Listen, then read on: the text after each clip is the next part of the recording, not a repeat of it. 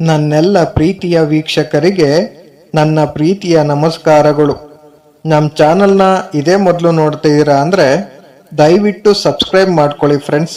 ಮುಂಚೆಯಿಂದ ನೋಡ್ತಿದ್ದೀರಾ, ಇನ್ನೂ ಸಬ್ಸ್ಕ್ರೈಬ್ ಮಾಡ್ಕೊಂಡಿಲ್ಲ ಅಂದರೆ ದಯವಿಟ್ಟು ಸಬ್ಸ್ಕ್ರೈಬ್ ಮಾಡ್ಕೊಳ್ಳಿ ಫ್ರೆಂಡ್ಸ್, ಸಪೋರ್ಟ್ ಮಾಡಿ.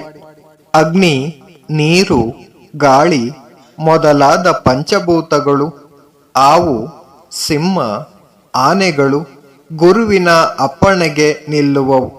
ಇದನ್ನರಿಯದ ಜನರು ಕೆಡುವರು.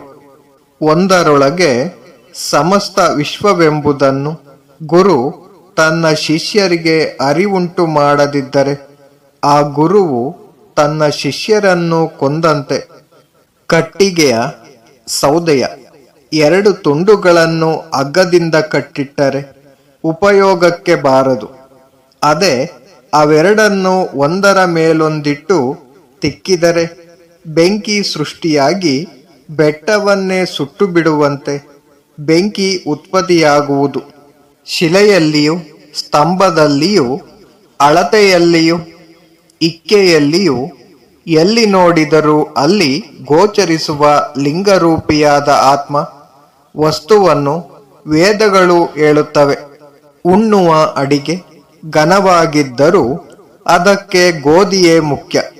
ಅದರಂತೆ ಭೂಮಿಯ ಮೇಲೆ ನಮಸ್ಕರಿಸಲು ಯೋಗ್ಯ ದೇವರುಗಳಲ್ಲಿ ಶಿವನೇ ಶ್ರೇಷ್ಠ. ದೇಶಕ್ಕೆ ಒಳಿತು ಮಾಡುವ ಸಜ್ಜನ, ಹಾಸ್ಯ ಮಾಡಿ ತೋರಲು ಹನುಮಂತನ ಮೋಕ್ಷ.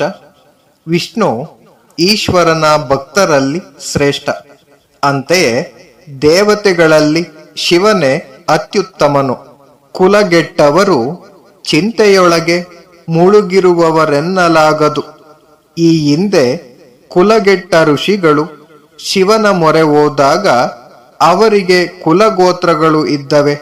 ನಿನ್ನ ಮೇಲೆ ಕೋಪ ಮಾಡಿಕೊಂಡವನ ಮೇಲೆ ಕೋಪ ಮಾಡಿಕೊಳ್ಳಬೇಡ, ದ್ವೇಷಿಸುವವನನ್ನು ದ್ವೇಷಿಸಬೇಡ, ಶಿವನನ್ನು ಮರೆಯಬೇಡ. ಅದರ ಪ್ರತಿಫಲವಾಗಿ ನಿನ್ನ ಮನಸ್ಸು ಶುದ್ಧಿ ಆಗುತ್ತದೆ ಮತ್ತು ನಿನಗೆ ಮುಕ್ತಿ ಎಂಬುದು ದೊರೆಯುತ್ತದೆ. ದೇಹಿ ಎನಿಸಿಕೊಳ್ಳಬೇಡ.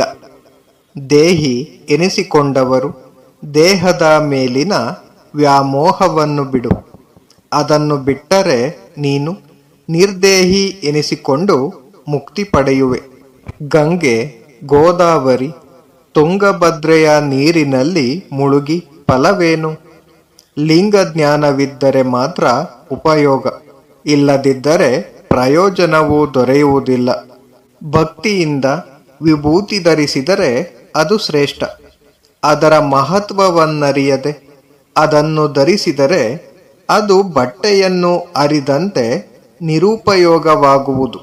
ಲಿಂಗದಲ್ಲಿ ನಿನ್ನ ಧ್ಯಾನವನ್ನಿಟ್ಟು ಇಂದ್ರಿಯ ಸುಖಗಳತ್ತ ನಿನ್ನ ಮನ ನಡೆದೇ ಇದ್ದರೆ ಖಂಡಿತವಾಗಿಯೂ ನೀನು ಲಿಂಗದಲ್ಲಿ ಐಕ್ಯವಾಗುವೆ.